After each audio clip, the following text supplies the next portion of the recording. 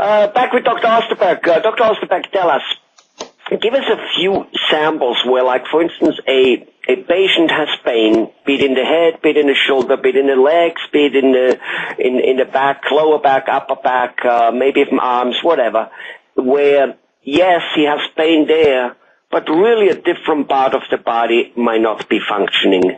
Can you give us some examples there? Because most of us, when our shoulder hurts, we think it's the shoulder. And I have seen with my chiropractor, or sometimes my wife, and she goes and it's actually, she pushes me and punches me, and said that the source of the pain is really quite somewhere else than actually where it really hurts.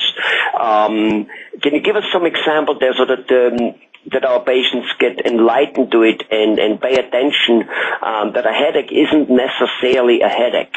It is a headache. Don't tell anybody he doesn't have a headache when he has a headache. but that it originates not in the head, and it's perhaps not a chemical deficiency of Tylenol which causes it.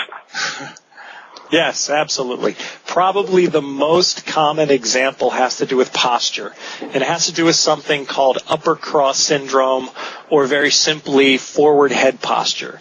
And we've all seen it before. You get somebody who has kind of a slouching posture, and they carry their shoulders rounded forward and their head is shifted forward.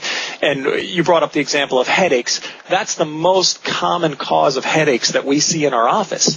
As the head shifts forward, it increases the amount of tension through the muscles in the neck, increases the amount of tension in the traps and across the shoulders and down between the shoulder blades. And somebody can have this posture because they sit in an office chair all the time and they're just slouched forward. Or they can have this posture because they have a problem in their lower back and it makes them lean forward to make their back feel better, and they don't realize that they're getting neck stiffness and they're getting headaches because of this lower back issue. So whenever we address patients, we're looking at the entire body. We're looking at their posture from head to toe. We're looking at flexibility in all parts of the body. Okay. So basically, a bad posture pulls some muscles and stuff in other parts, or makes like as you said, the head forward, so obviously it needs a lot of muscle to keep it that way. More so than if it sits straight on it, anything which sits straight on something has less, pressure, and then headaches come, and maybe some people keep going. Are there some people who, for instance, because of headache, they do all kinds of medicine and tablets and all kinds of, and it just doesn't go away? Absolutely. Absolutely. Headaches can be a very frustrating condition for the people who have them, because it can come from so many causes. They can come from hormone imbalances in the body. They can come from emotional and mental stress. They can come from allergies to foods. They can come from so many things. However, when we take all of that into consideration, we screen our patients very carefully to try to eliminate the people who have more serious medical conditions, headaches coming from very high blood pressure or other serious medical issues. But once we take all of those patients out of the picture and we look at success rates treating people with headaches, and it doesn't matter if they're migraine headaches or if they're actually tension headaches, what they call cervicogenic headaches coming from the cervical part of the spine, from the neck, we get a 73% success rate in a very short treatment time. We're talking about within 4 weeks, within 1 month, 73% of our patients are experiencing fewer headaches, and they're experiencing less severity of symptoms.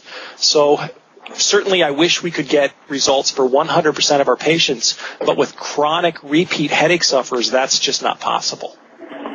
Okay, well, I'm sure that if a person is out there and has had headaches for a while, the prospect of getting a 70% relief, or to be part of the 70 people who gets relief, it's a pretty good prospect.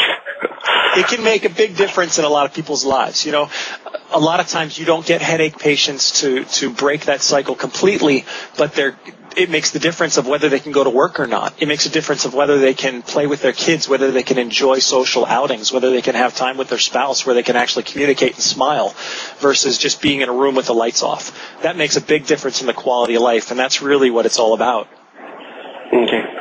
All right. Well, so that was all about that the pain doesn't necessarily come from the source of the pain isn't necessarily where the pain is.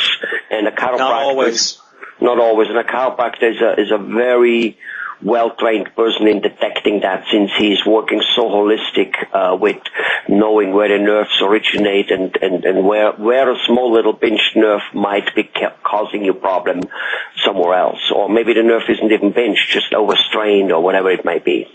All right. Well, thanks a lot again, Dr. Osterberg. Very informative. Thank you.